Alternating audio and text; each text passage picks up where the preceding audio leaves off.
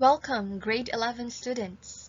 Good day to all of you, most especially to those who belong to Set B and those who were absent during the class discussion of Set A. This is Miss Bacalso, and today we'll be talking about the definition and nature of communication. So, if you hear the word communication, what pops in your mind? When you hear the word communication, maybe you can think of speaking or talking or giving information and giving feedback as well. Yes, you are all right. The English term communication has been evolved from Latin language. Communis and communicare are two Latin words related to the word communication. Communis is a noun word, which means common, communality, or sharing. Similarly, communicare is a verb, which means make something common. According to Cheney, in his book published in 2011, communication is a process of encoding and transmitting messages using different symbols from one sender to a receiver. It is a process of sharing and conveying information from one person to another within and across channels, contexts, media, and culture to achieve the desired goal. So if you have noticed, the word process here is being repeated. It's being emphasized. Because communication is truly a process. And kung miingon tag process, meaning to say, we are following certain steps. So maybe di lang ta aware ana that when we communicate, we are already following steps. But yes, when we say process here, communication process, like when a speaker, before siya musturya, of course, magunahon na siya sa iyang message, unsaon niya pagsulti. And once naka-organize na siya sa iyang thoughts, unsaon niya pagsulti, dayon, ira nang i-relay ang message, ira nang ibutang talag iyang istorya. Sa iyang kastorya, ang iyang mensahe. On the other hand, ang kanang iyang listener, kanang iyang kastorya, naminaw niya o gi-analyze ang message nga gikan ni speaker. And then, after analyzing, ni-reply si receiver or ang kastorya. So as you can see, in that example, there is already the process. To continue, there is oral and oral communication. So the words oral, which spelled A-U-R-A-L, and oral, which spelled O-R-A-L, have the same pronunciation or sound. They are homonyms. So the oral communication, the first one, refers to the ear or hearing, while oral, O-R-A-L, refers to the mouth or speaking. Okay? Now my question is, can communication exist without using words? Posible ba nga we can communicate? Posible ba nga maka-communicate ta sa lain nga dili ta mogamit og bisag unsa nga word? Is it possible? There are four main types of communication. We have verbal, non-verbal, written, and visual. Again, verbal. The opposite is non-verbal. We also have written and visual. So going back to the question raised a while ago, can communication exist without using any words? Posible ba nga maka-communicate ta bisag dili ta mogamit og bisag unsa nga word? The answer to that is yes, posible. Kay there are four types of communication: verbal, nonverbal, written, and visual. So ato ning tagsa-tagsaon. When we say verbal, it involves the use of words or speech or auditory language to express emotions, thoughts, or exchange of information. It uses a strong and confident voice, dapat. So, when we say verbal, based on the definition, pasabot ana, gistorya. So, it's a type of communication nga nigamit gyud og words, gitabi gyud mo nang verbal. Verbal communication, gistorya gyud gitabi. Okay? The opposite to that is non-verbal. From the prefix non, which means not. So, non-verbal meaning dili siya verbal. Unsa day pasabot?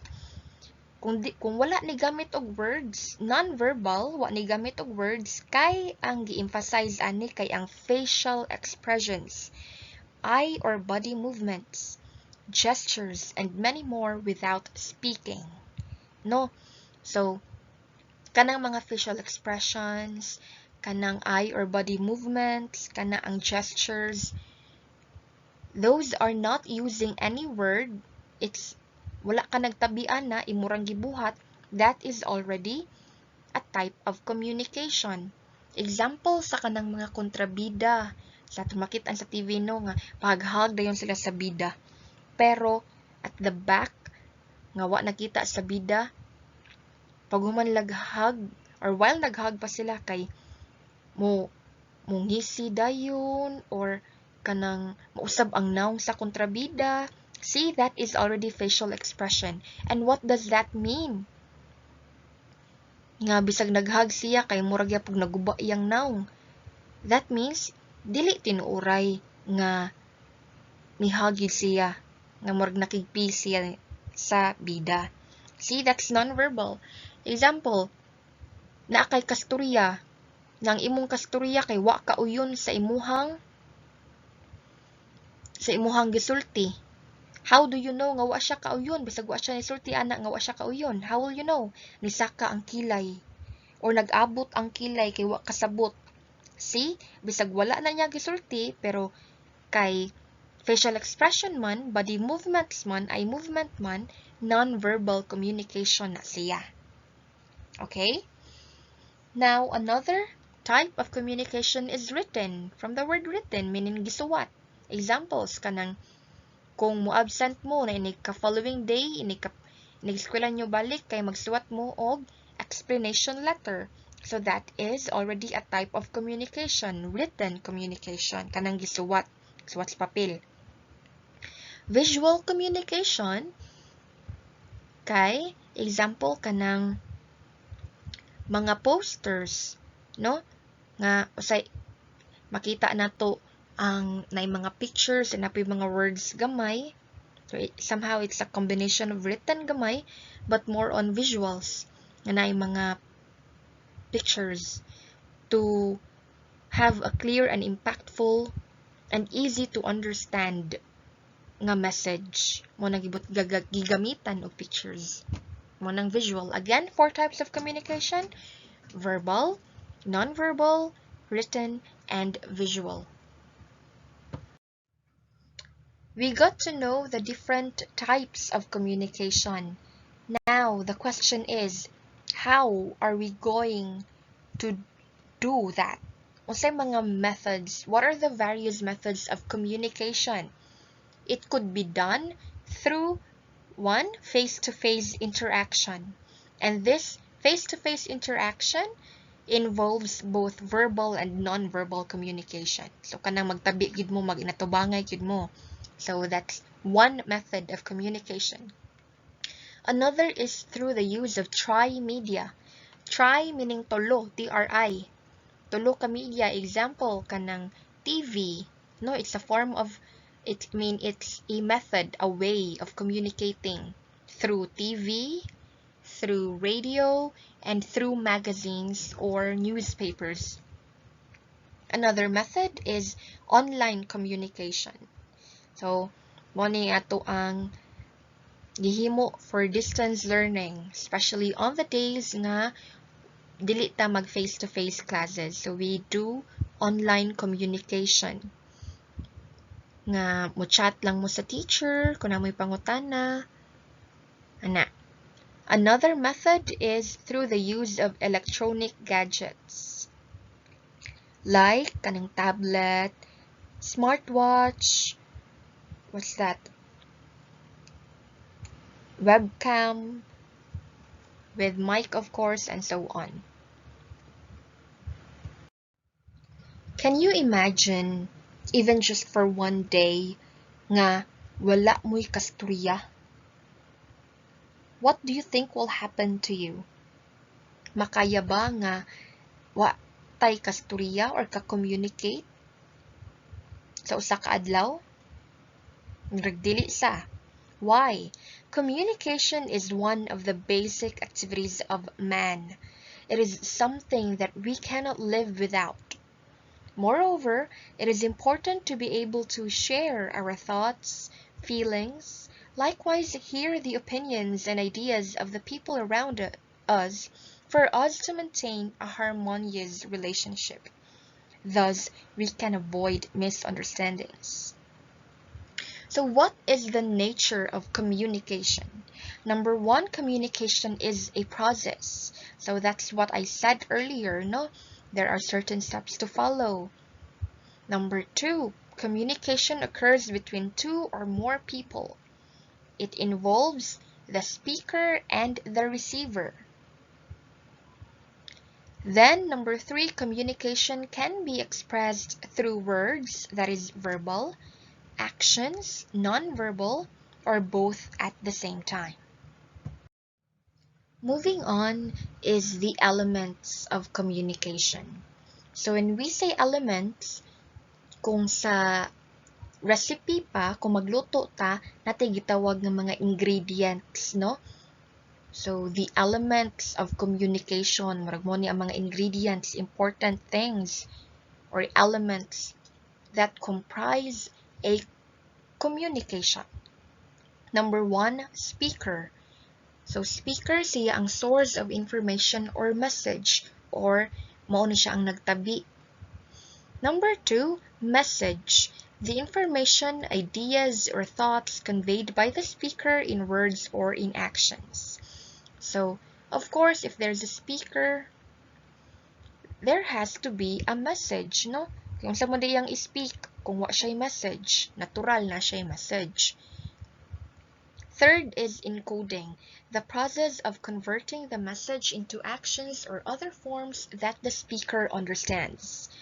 So encoding happens when the speaker, before siya musulti, for example, yung isulti or yung isuwat, of course, iya pa man i-process ang message niya. Iyang una-unaon kung unsaon niya pagsulti. For example, kung iyang isulti, unsaon niya pagsulti, unsay mga right words nga gamiton. Or kung iyang buhaton, unsaon niya paglihok, unsaon niya pagbuhat. Mo nang encoding sa speaker, ha? When we say encoding, ang speaker magbuhat ani. Next is channel. So when we say channel, after na og huna-huna sa speaker, after niya og finalize kung saon niya pagsulti, for example, kung unsa gid iyang message, channel is the medium or the means, such as personal or non-personal, verbal or non-verbal, through which the encoded message is conveyed. So, ang channel, ang speaker na nasiyay gihuna-huna nga message, channel refers to unsaon niya, unsay pamaagi niya sa pag-relay sa information. It could be iyang istorya, muna, or it could be iya lang i-act, mo ng channel, the means or the medium. Fifth is decoding, the process of interpreting the encoded message of the speaker by the receiver. So if the speaker is the one encoding the message, the receiver or ang katabi, ang kasturya, is the one who decodes the message. Iyahang paminawon, iyahang basahon, depende kung sa channel, no? Example, kung iyang paminawon, iyang i-analyze, iyang i-interpret unsay message sa speaker. Mao na ang decoding. And then we have the receiver, of course, the recipient of the message or someone who decodes the message. Receiver is the one nga, example, ang kasturya sa speaker. 7, feedback. The reactions, responses, or information provided by the receiver. So after sa pagpaminaw sa receiver, nakapaminaw na siya, iyang gisabot, iyang gi-analyze, iyang gi-interpret ang message, mo feedback na siya, mo reply na siya, mo respond na siya, mo react. Okay? Eighth element of communication is context. The environment where communication takes place. It's also important to know the environment. Unsay setup ani, unsay setting aning ato ang kasturya at ato ang store, ato ang gistoryaan ana. Number 9, barrier, the factor that affects the flow of communication. Because when we communicate, it's not all the time nga perfect ang flow sa communication, no? Sometimes na ay mga mo interrupt, na ay mga distractions. Example, kung magkasita, and then na ay nagpanday sa kilid, saba kayang pagdukduk.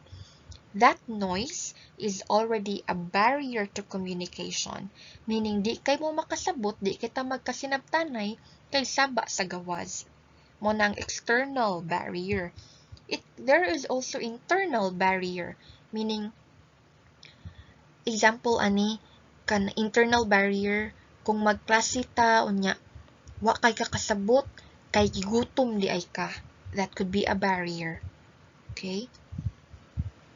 So, again, the elements of communication, we have speaker, message, encoding, channel, decoding, receiver, feedback, context, and barrier. So this is the communication process I have mentioned a while ago. So first here, sa left part sa picture or sa diagram is the source or sender. Okay, siya ang, or example, ang speaker.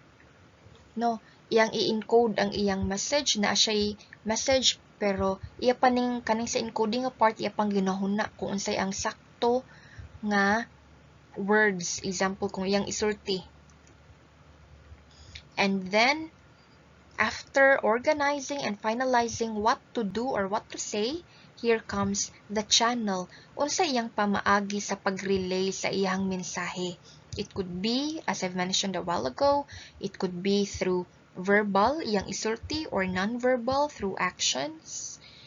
Pwede niya i-personal og sulti, or iyang isuwat, ana. Mo na ang channel. After that, for example, ang channel niya kay pagstorya, iyang sulti, then ang message i-decode dayon sa receiver or the audience or iyang kasturya sa sender or speaker. When we say decode, sabton niya ang message gikan sa sender. Iyang analyze zone, iyang i-interpret. Okay, mo niyang receiver. And then the response, muhatag siya after niya nakasabot na siya, unsay pasabot sa speaker, muhatag siya reply, response feedback loop. So it's a cycle, mag tuyok-tuyok rani siya. Okay, and here there is what we call noise because it's possible nga even sa sender palang daan na siya noise or barrier nga nasinati. Even sa encoding ka part, channel, decoding, and receiver, noise happens within or anywhere sa communication process. So again ha, mo ni siya ang communication process. It's a cycle. So when we say cycle, the sender then becomes the receiver, kay ni-reply naman si receiver, di ba? Kaning after og decode sa first nga receiver kani, after niya og analyze, mo reply siya. So magtuyok-tuyok rani ang process of communication. So here is another sample process of communication. So sa left part, the process of communication, example, first process, the speaker generates an idea. Not the example diri or scenario. Pia feels guilty after she accidentally broke her brother's favorite guitar. So, muna ang sitwasyon, na-guilty si Pia. So, muna ang idea, na-guilty si Pia nga accidentally lang niya nga nabuak ang gitara sa iyang kuya. Then, after this, the speaker encodes an idea or converts the idea into words or actions. So, after nga na feeling guilty si Pia, iya na nang i-encode ang idea. Nagunahuna na siya. She thinks of how to tell him about the incident using their mother tongue. So, kay encoding man, nagunahuna ni siya unsaon ang proper words to say, unsaon pagstorya niya sa iyang kuya. Next process or part or step is the speaker transmits or sends out a message. So after na og huna ni Pia, she tells her brother, Kuya Lorenz, nabuak ko baya ang imong paboritong gitara, pero aksidente ra jud wala tuyua, pasuylo ako. See? Muna niya, nag-transmit na niya. Yan ang gisend ang iyahang message, yan ang gistorya in this example. The next part of the process, the receiver gets the message. Example, Kuya Lawrence hears what Pia has said. So after nagpaminaw ni Kuya Lawrence, the receiver decodes or interprets the message based on the context. So here, si Kuya Lawrence tries to analyze what she means, and he was a bit sad. Finally, the receiver sends or prohibits feedback. Example, after og paminaw, nag-i-analyze ni Kuya Lawrence ang gisulti ni Pia, Kuya Lawrence frowns, nagmugot siya, but forgives his sister because it was an accident. It was not intentionally done. So again, this is the process of communication. To continue, we also have what we call functions of communication. So when we say function, it refers to how we use the language for different purposes and contexts using various media. Communication is a way a person conveys information to someone else. When we say information, it can be facts, ideas, concepts, opinions, attitudes, and emotions. Communication is very important because it is the only way we can work together harmoniously. There are 5 functions of communication, namely control, social interaction, motivation, emotional expression, and information dissemination. And when we say functions, we refer to the purpose why we communicate. Unsa diya tong rason nganong mo communicate ta? So these are the functions: control, social interaction, motivation, emotional expression, and information dissemination. So when we say control, functions to control behavior. No, we communicate, we set rules para, example sa classroom, para makontrol nato ang misbehavior. Makontrol nato ang behavior sa mga tao. So we say rules or something like that. Another function or purpose for communicating to someone is social interaction. So, makigtabi ta for social interaction because we humans are social beings. It allows individuals to interact with each other, magchika-chika. Ano siya, mga marites. Next is motivation. Another function or purpose why we talk, why we communicate, is to motivate or encourage to live better. Okay, mo na muhatag tambag sa atong mga friends nga nag-uol. Another is emotional expression. We communicate, nakigstorya ta kay gusto ta makapahungaw sa atong gibati, sa atong problema. Facilitates people's expression of their feelings and emotions. And lastly, information dissemination. Nakigstorya ta to convey information, to give information to other people. So that ends our discussion on the definition and nature of communication. Before we end, I'd like to leave this thought. Remember, words can be so harsh. It can make or break a person. Therefore, think first before you speak. Make sure you have uttered the right words. Sometimes it does not matter what you say, but how you say it. Be sensitive and considerate. So that ends our quarter 1 module 1 topic. Stay tuned sa atuang group page because it is in there that I will be posting what are the activities that you are going to answer and the link as well for the quiz. Mag-Google form lang ta sa ato ang quiz about this, ha?